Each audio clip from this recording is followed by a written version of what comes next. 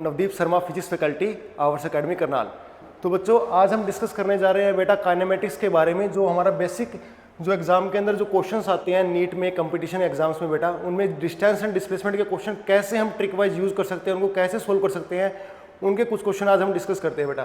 तो आज का हमारा टॉपिक है बेटा problems based on distance and displacement.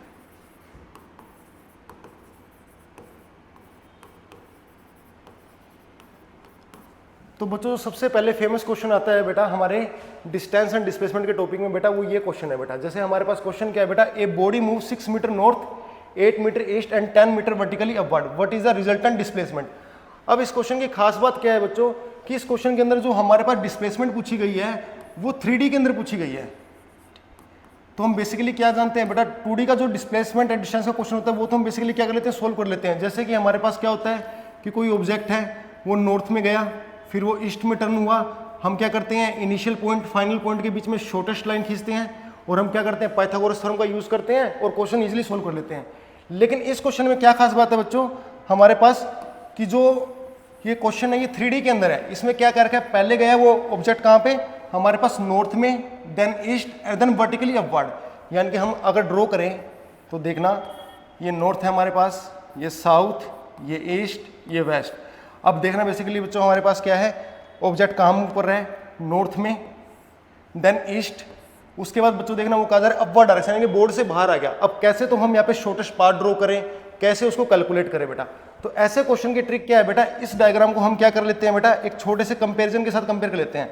जैसे हमारे पास क्या है बेसिकली वही जो पुराना diagram north south east west draw कर लेंगे। इसी में हम एक लाइन और ऐड कर देंगे, अपवर्ड एंड डाउनवर्ड, एंड इसको हम कंपेयर करेंगे बच्चों किसके साथ, X axis, Y axis and Z axis. Now you can see that बेटा जो ईस्ट है बेटा वो किसको रिप्रेजेंट कर रहा है, एक्स, पॉजिटिव एक्स को। तो इसको हम क्या लिख सकते हैं बेटा, इसको हम लिख सकते हैं बच्चों आई कैप, और वेस्ट को हम क्या लिख सकते हैं बेटा माइनस आई कैप। नॉर्थ को हम क्या लिख सकते हैं बच्चों जे कैप, साउथ को हम क्या लिख सकते हैं माइनस जे कैप, अपवर्ड को हम क्या लिख सकते हैं पॉजिटिव के कैप, डाउनवर्ड को हम क्या लिख सकते हैं नेगेटिव के कैप। बस अब तो हमने क्वेश्चन पढ़ना है, आई कैप जे कैप के सिंबल लगाने हैं और क्वेश्चन हमारा 1 सेकंड के अंदर सोल्व हो जाएगा बच्चों। तो आगे हम देखें तो बच्चों हमारा क्वेश्चन क्या था कि जो ऑब्जेक्ट था वो क्या कर रहा था 6 मीटर नॉर्थ। तो हम यहाँ पे क्या लिख सकते हैं, डिस्प्लेसमेंट वेक्टर लिख सकते हैं। डिस्प्लेसमेंट वेक्टर कैसे लिख सकते हैं,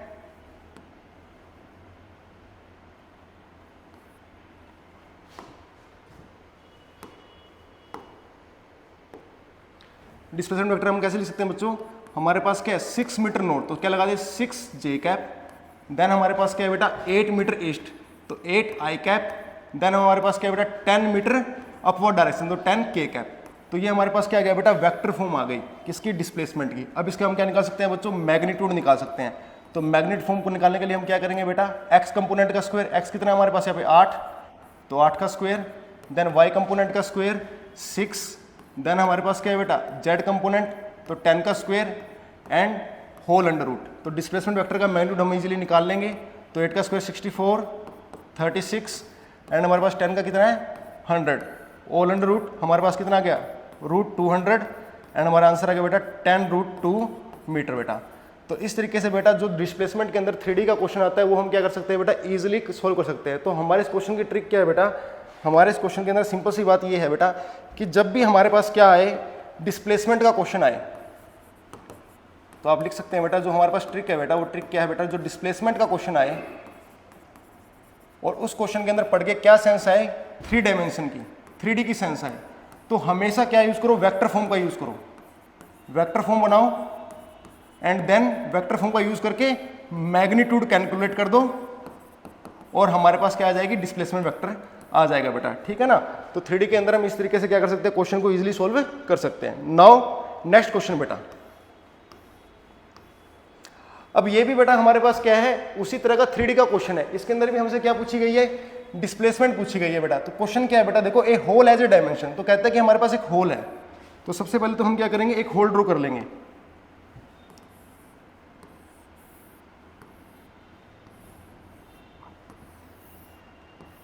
तो हमारे पास क्या है बेटा, एक होल है, जिस होल की डायमेंशन कितनी है बेटा 10 metre cross 10 metre cross 10 metre, यानी कि लेंथ विड्थ और हाइट हमें दे रखी है।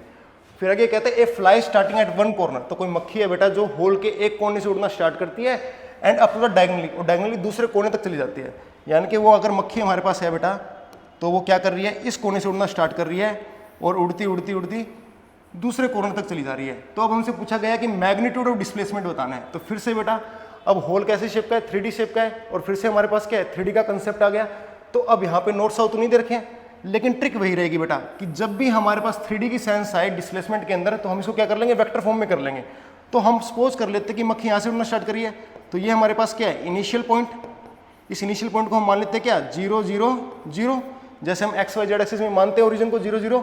अच्छा, अगर वो यहाँ पहुँच गई तो एक्स में कितना चेंज आया 10, क्योंकि उसकी लंबाई कितनी है 10, वाई में कितना चेंज आया 10, चौड़ाई भी 10 है, और हाइट में कितना चेंज आएगा उसके 10।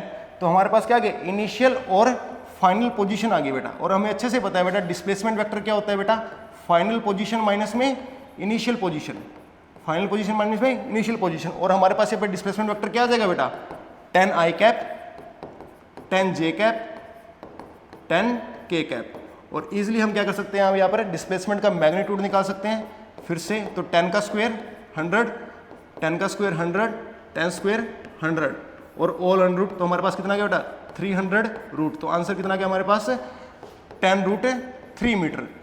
तो दोनों क्वेश्चन हमारे पास थे बेटा, दोनों क्वेश्चन के अंदर ही क्या था, एक होल था एक नॉर्थ साउथ वाला था। तो नॉर्थ वाले क्वेश्चन में अगर आपको दिखे तो सिंपल आई जे कैप को कंपेयर कर लो बेटा किसके साथ, एक्स वाई जेड एक्सिस के साथ, और वहाँ पे नॉर्थ साउथ ईस्ट के आगे क्या लगा दो, आई जे के कैप लगा दो बेटा। और अगर होल अगर डायमेंशन वाला क्वेश्चन आ जाए तो जो कमरे की रूम की लंबाई चौड़ाई ऊंचाई यानी कि लेंथ विड्थ और हाइट होती है बेटा, वही हमारे लिए क्या होगी बेटा डिस्प्लेसमेंट वेक्टर में आई जे के और के कैप होगी बेटा।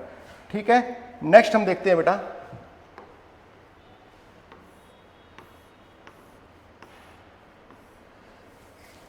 अब ये क्वेश्चन देखते हैं बेटा। ये हमारे लिए क्या बेटा सबसे इंपॉर्टेंट कंसेप्ट है बेटा इस टॉपिक का बेटा।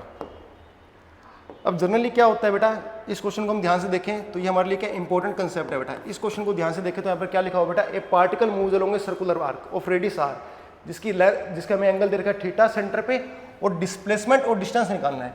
तो इस टॉपिक का हम नाम भी दे सकते हैं बेटा क्या, डिस्टेंस एंड डिस्प्लेसमेंट।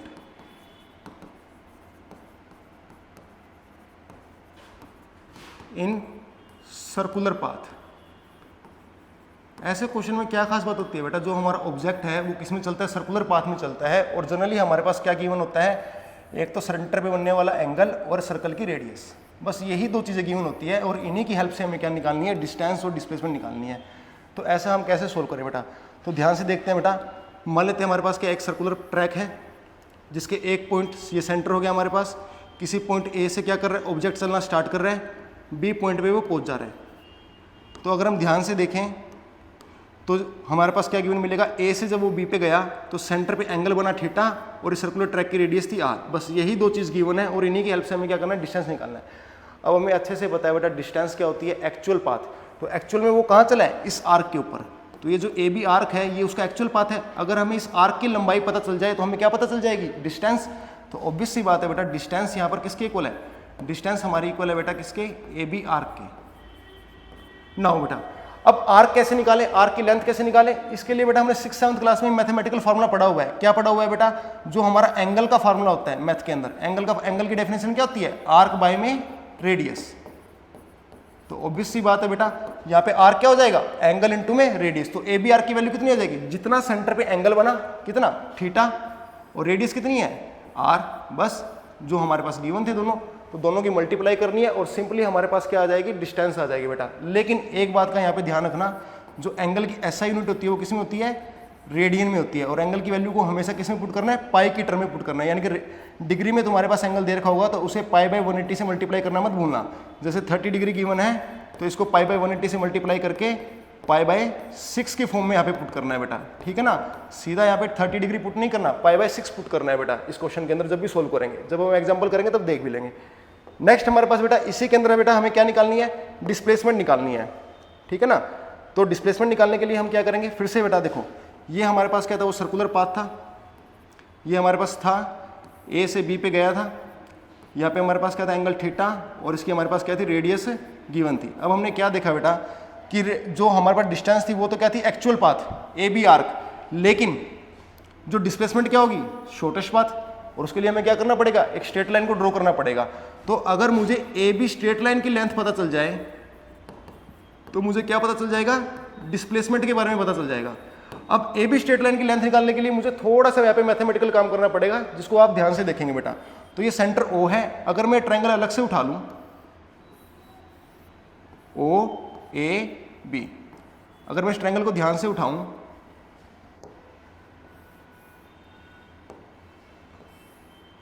तो बेटा यहाँ पे मैं क्या करता हूँ एक बाइसेक्टर ड्रॉ कर देता हूँ, जो क्या कर रहा है इस एंगल को भी क्या कर रहा है थीटा बाई 2 और थीटा बाई 2, यानी कि थीटा एंगल था टोटल एंगल हमारा, इसको भी क्या कर रहा है हाफली डिवाइड कर रहा है, और ए बी को भी क्या कर रहा है एक्स और एक्स इक्वल डिस्टेंस में डिवाइड कर रहा है। तो इस ट्रायंगल के हिसाब से बेटा ए बी की जो लेंथ है बेटा वो साफ साफ दिख रही है कितनी है 2x।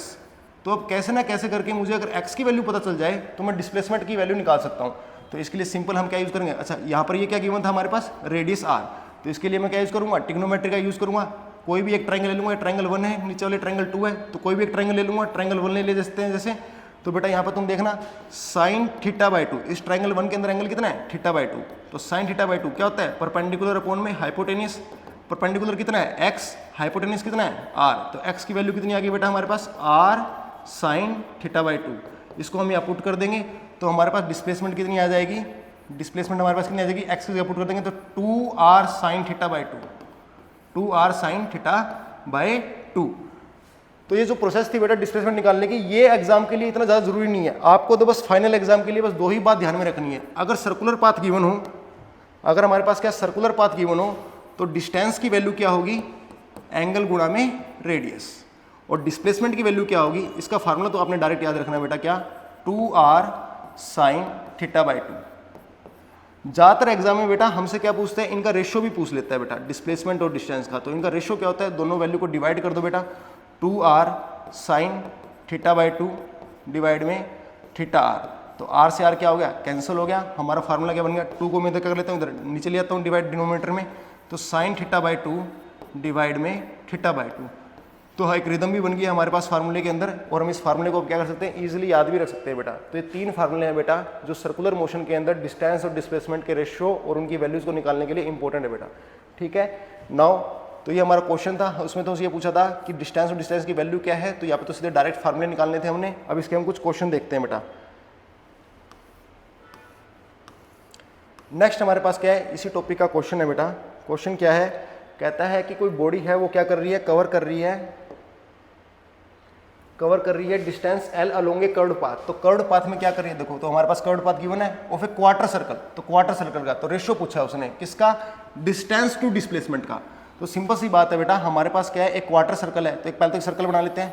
तो क्वार्टर सर्कल का मतलब क्या हुआ, सर्कल के 4 पार्ट है 1/4, तो 1/4 में ये 1/4 पार्ट हो गया। तो 1/4 पार्ट के अंदर बेटा ये जो एंगल बनेगा सेंटर में वो कितने डिग्री का बनेगा, 90 डिग्री का बनेगा, यानी कि थीटा की वैल्यू हमारे पास आ गई कितनी 90 डिग्री। तो अब सिंपल रेशियो वाला फार्मूला यूज करेंगे हमारे पास।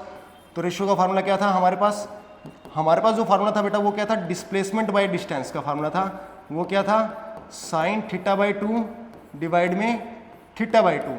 अगर मैं इस फार्मूले को क्या कर लूँ, इसने क्वेश्चन में क्या पूछा डिस्टेंस टू डिस्प्लेसमेंट, तो इस फार्मूले को क्या कर देंगे हम इन्वर्स कर देंगे। तो डिस्टेंस बाय में डिस्प्लेसमेंट हमारे पास क्या हो जाएगा थीटा बाई 2 डिवाइड में साइन थीटा बाई 2। अब बेटा ध्यान रखना यहाँ पर ऊपर जो थीटा की वैल्यू है वो अकेली वैल्यू है, तो हमें थीटा की वैल्यू डिग्री में नहीं पुट करनी, रेडियन में पुट करनी है। तो 90 को रेडियन में कन्वर्ट करने कितना होता है पाई बाई 2, तो पाई बाई 2 और 2 तो कितना हो जाएगा पाई बाई 4, और यहाँ पर हम पुट करेंगे तो 90 बाई 2 साइन 45 डिग्री, साइन 45 कितना होता है 1/√2, तो ऊपर मल्टीप्लाई में चला जाएगा, तो हमारे पास कितना आ जाएगा पाई बाई 4 इंटू में √2। इसको थोड़ा और सोल्व करेंगे तो √2 से हमारे पास क्या हो जाएगा, यहाँ पे 2√2 बचेगा, तो कितना आंसर आ जाएगा हमारे पास आंसर आ जाएगा पाई बाई में 2√2। तो हमारे पास क्या गया बेटा, इस क्वेश्चन का फाइनल आंसर आ गया बेटा। ठीक है, नेक्स्ट हम आगे क्वेश्चन देखते हैं बेटा। अब जैसे हमारे पास एक नेक्स्ट क्वेश्चन है बेटा, ये अलग ही है, ये ऐसा क्वेश्चन आप 9th क्लास में भी कर चुके हैं, थोड़ा सा समझने वाला क्वेश्चन है, सिंपल सा सर्कुलर मोशन से रिलेटेड है, लेकिन थोड़ा सिंपल तरीके से हो सकता है क्वेश्चन बेटा। ये कहता है कि कोई एथलीट है बेटा जो सर्कुलर ट्रैक पे चल रहा है और एक चक्कर जो एक राउंड है वो 40 सेकंड में पूरा कर लेता है। ठीक है, तो कहता है कि डिस्प्लेसमेंट बताओ उसकी 2 मिनट 20 सेकंड तक। तो हमारे पास क्या एक सर्कुलर ट्रैक है जिसको कवर करने में कितना टाइम लगता है बेटा, 40 सेकंड लगते हैं। तो इसकी रेडियस उसने कह रखा है कि r है। तो देखो बेटा 2 मिनट 20 सेकंड, तो टोटल सेकंड कितने हो गए बेटा हमारे पास, कितने आ गए 2 मिनट में कितने 120 और 20 कितने 140 सेकंड हो गए टोटल। अब वो कहता है कि 40 सेकंड में एक चक्कर लगाता है। तो देखना 40 इंटू में 3 तो कितना हो गया 120, ठीक है। और कितने बच गए हमारे पास 20 सेकंड, ठीक है। तो इसका मतलब बेटा यहाँ पर क्या हुआ बेटा, हमारे पास 3 राउंड तो यहाँ लगाएगा और एक 40 सेकंड में अगर पूरा राउंड लगा रहा है तो 20 सेकंड में कितना लगाएगा, हाफ राउंड। तो बेटा 3.5 राउंड वो लगाएगा बेटा 2 मिनट 20 सेकंड के अंदर। तो बेटा डिस्प्लेसमेंट के अंदर हम क्या देखते हैं, इनिशियल एंड फाइनल पोजीशन। तो 1 राउंड, सेकंड एंड हमारे पास क्या थर्ड, और फिर उसके बाद हमारे पास क्या यही। तो डिस्प्लेसमेंट क्या है, ये हमारे पास क्या होगी इनिशियल पोजीशन, ये हमारे पास क्या होगी फाइनल पोजीशन। दोनों के बीच में एक स्ट्रेट लाइन ड्रॉ कर देंगे और ये वैल्यू कितनी है r। तो कंप्लीट ये क्या होगा बेटा डायमीटर, तो कितना हो जाएगा 2r। तो सिंपल आंसर है बेटा हमारे पास कितना 2r बेटा। चलो नेक्स्ट क्वेश्चन बेटा,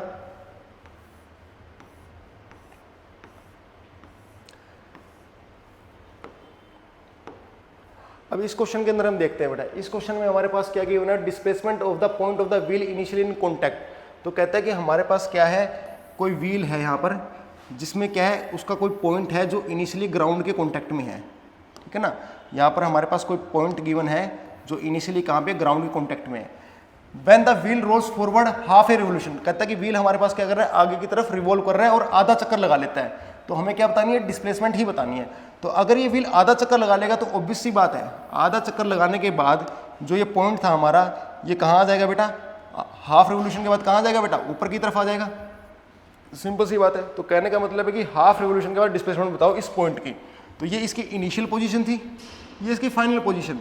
डिस्प्लेसमेंट के लिए सिंपल ट्रिक हम क्या कर देते हैं, स्ट्रेट लाइन ड्रॉ कर देते हैं। अब हमें इसकी वैल्यू निकालनी है। तो देखो बेटा सिंपल सी बात है, अगर इस व्हील की रेडियस कितनी है बेटा r है, तो ये कितना हो जाएगा बेटा 2r, क्योंकि बिल्कुल सेम व्हील है। तो ये कितना डायमीटर है इसका, इसकी वैल्यू कितनी हो जाएगी 2r। अच्छा हमारे पास साफ दिख रहा है बेटा, ये एक ट्राइंगल है यहाँ पर क्या बन रही है, एक ट्राइंगल बन रही है। इस ट्राइंगल के अंदर साफ दिख रहा है कैसी ट्राइंगल है, राइट एंगल ट्राइंगल है जिसका परपेंडिकुलर कितना है 2r। इसका बेस कितना होगा, और जो हमें डिस्प्लेसमेंट निकालनी है वो क्या बेटा हमारा हाइपोटेन्यूज के इक्वल है। तो हमें बस ये बेस की वैल्यू और कैसे निकालें, तो बेस की वैल्यू निकालने का सिंपल तरीका है बेटा, इसने क्वेश्चन में हिंट दे रखा, कहता है कि हाफ रिवोल्यूशन। तो initially contact with ground then wheel roll forward half revolution. Half revolution का मतलब है कि इसकी सर्कमफ्रेंस कितनी होगी, हाफ हो जाएगी बेटा। तो सर्कल की सर्कमफ्रेंस कितनी होती है 2 पाई और हाफ कितनी हो जाएगी पाई आर।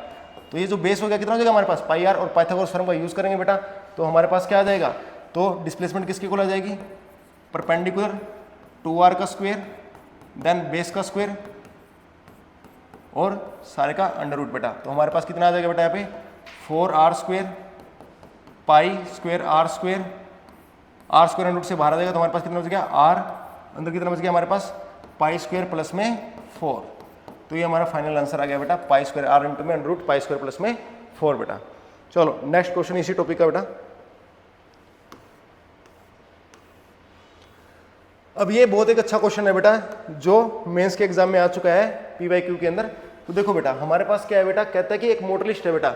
ये क्वेश्चन थोड़ा सा ज्योमेट्री के वे से समझने के वे से क्वेश्चन है बेटा, थोड़ा इस क्वेश्चन में ज्योमेट्री की थोड़ी अंडरस्टैंडिंग अच्छी होनी जरूरी है। तो कहता है कि कोई मोटरसाइकिल वाला है बेटा, मोटरिस्ट है बेटा, जो क्या कर रहा है, किसी ट्रैक पे चल रहा है और टर्न करता है इज लेफ्ट साइड में टर्न करता है और कितनी डिग्री एंगल पे करता है 60 डिग्री पे। और कितनी बार कब करता है टर्न, जब 500 मीटर चल लेता है। तो सपोज करते हैं वो चलता है 500 मीटर चला, अब वो क्या कर रहा है लेफ्ट टर्न करेगा। तो लेफ्ट कहाँ होगा, ऊपर की तरफ। ये लेफ्ट टर्न किया, कितना एंगल पे टर्न किया उसने 60 डिग्री एंगल पे टर्न किया। फिर वो कहता है कि for a given turn specify the displacement of the motor. तो ये काम वो क्या करता है बार बार करता है, ये टर्न वो बार बार लेता है और हमें बतानी है डिस्प्लेसमेंट 3rd 6th और 8th टर्न पे। ठीक है बेटा, तो ये फर्स्ट टर्न होगी उसकी, फिर उसकी सेकंड टर्न, अब वो फिर से लेफ्ट टर्न करना है उसको, लेकिन कितने डिग्री एंगल पे 60 डिग्री एंगल पे। ऐसे ही थर्ड टर्न। तो आप ध्यान से देखोगे बेटा तो एक छोटा सा ज्योमेट्री का पैटर्न बन रहा है। कैसा पैटर्न बन रहा है बेटा, ये हेक्सागोन का पैटर्न बन रहा है, ठीक है ना। तो अगर बार बार वो 60 डिग्री पे टर्न करता रहेगा तो कैसी शेप बन जाएगी, हेक्सागोन की। तो बेटा ये हमारे पास क्या था, फर्स्ट टर्न, ये सेकंड, ये थर्ड, ये फोर्थ, ये हमारे पास क्या फिफ्थ, ये हमारे पास क्या सिक्स्थ, ये हमारे पास क्या सेवंथ और फिर से आगे आ जाएगा 8th। तो ये हमारे पास क्या हो गया बेटा, इस क्वेश्चन का डायग्राम हो गया। जो मोटरसाइकिल है उसका ट्रैक आ गया हमारे पास, कैसा है, हेक्सागोन शेप का है बेटा। ठीक है, अब हमें क्या करना है, डिस्प्लेसमेंट निकालनी है कहाँ पे, थर्ड, सिक्स्थ और 8th टर्न पे। तो बेटा हमारे पास ध्यान से देखो बेटा, ये हमारे पास क्या, फर्स्ट, सेकंड, थर्ड, तो थर्ड टर्न यहाँ है। तो अगर मैं थर्ड टर्न की बात करूँ तो मैं यहाँ पे फिर से एक हेक्सागोन बना लेता हूँ। तो हमारे पास क्या था बेटा, फर्स्ट, सेकंड और थर्ड टर्न। तो थर्ड टर्न की बात करूँ बेटा तो ध्यान से देखें तो थर्ड टर्न क्या है, ये इनिशियल पॉइंट थी, थर्ड टर्न पे वो यहाँ होगा तो ये फाइनल पॉइंट है। डिस्प्लेसमेंट के लिए हम क्या कर देंगे, स्ट्रेट लाइन ड्रॉ कर देंगे। अब बेटा यहाँ पे थोड़ी सी अगर हम बात करें, अगर हम यहाँ पे क्या करें, एक आउटर सर्कल ड्रॉ कर लें। अगर इस केस में अगर मैं आउटर सर्कल ड्रॉ कर लूँ तो बेटा आपको पता होना चाहिए, हेक्सागन में अगर हम एक आउटर सर्कल बनाते हैं बेटा, तो जो ये डायगोनल लेंथ होती है बेटा, ये क्या होती है, अपोजिट साइड की हाफ होती है। तो हमें पता है वो 500 मीटर के बाद टर्न करता है, तो ये तो हमें गिवन है कितना, 500 मीटर। तो ये जो डिस्टेंस होगी बेटा कितनी होगी, ये 500 मीटर क्या है, इसका क्या है, हाफ है, तो ये कितनी होगी बेटा, 2r। अगर ये r लेंथ है तो ये ऊपर वाली कितनी होगी बेटा, 2r। और अगर हम इस आउटर सर्कल भी बनाते हैं तो हमें साफ साफ दिख रहा है बेटा, ये क्या है, सर्कल का डायमीटर बेटा। तो हमारे पास ये वैल्यू कितनी आ जाएगी, थर्ड टर्न पे r की वैल्यू पुट करेंगे 500, तो कितनी आएगी बेटा हमारे पास, 2 × में 500, 1000 मीटर। तो इस क्वेश्चन का फर्स्ट पार्ट हो गया बेटा कि थर्ड टर्न पे उसकी डिस्प्लेसमेंट कितनी आती है, थर्ड टर्न पे हमारी डिस्प्लेसमेंट आती है बेटा कितनी, 500 मीटर। चलो नेक्स्ट हम बात करते हैं बेटा किसकी, सिक्स टर्न की बेटा। तो सिक्स टर्न की बात करें बेटा तो सिक्स टर्न पे हमारे पास क्या है बेटा, वो देखना यहाँ पे, तो first, second, third, fourth, fifth, six तो यानी कि यहाँ से चला था और वो यहीं आ गया, तो इनिशियल पॉइंट और फाइनल पोजीशन क्या होगी, सेम हो गई। तो सिक्स टर्न पे हमारे पास क्या आ जाएगी, डिस्प्लेसमेंट कितनी आ जाएगी बेटा, 0। जब इनिशियल पोजीशन और फाइनल पोजीशन सेम हो तो डिस्प्लेसमेंट कितनी होती है, 0 होती है बेटा। ठीक है, नेक्स्ट हम देखें बेटा जो इंपॉर्टेंट इसमें है बेटा 8 टर्न पे बेटा। तो ध्यान से देखना बेटा,